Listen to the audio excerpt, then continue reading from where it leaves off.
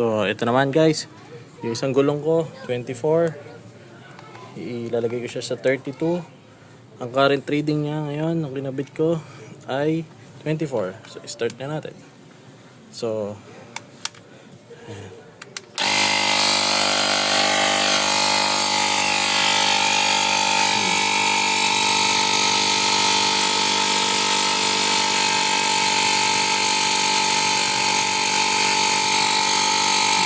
Na.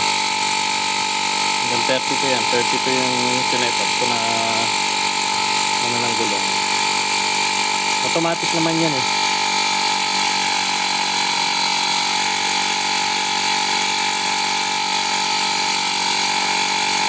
Automatic siyang mamamatay pag 32 na siya. Dito sinetup mong PSI. PSI ako sanay eh. So, sa 32 ko nilagay siya sa PSI.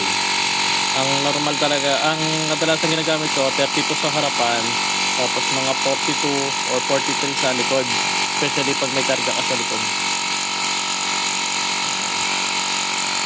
28 na. 1 minute na nakakalipas.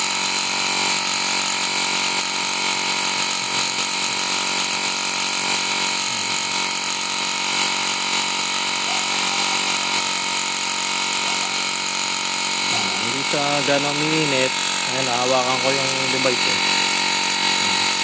29.5.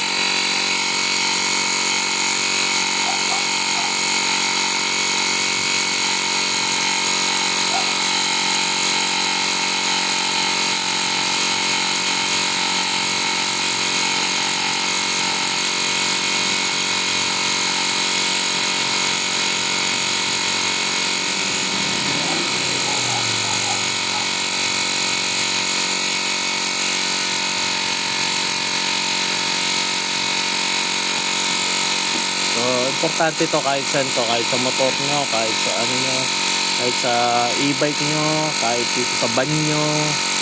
Ito, gumagana sa van. Okay, imagine nyo, kunwari gabing-gabi, nawala kayo ng hangin. Ayan, automatic mamatay yan. Diba? Gagawin nyo lang, tanggalin nyo lang to. Tapos tanggalin nyo agad para hindi siya tumingaw ng todo. Balik nyo lang yung pito nyo. Ayan. So, okay na yan. So, nasa Yellow Basket yan. Check out nyo na yan. Essential yan, guys. Ciao.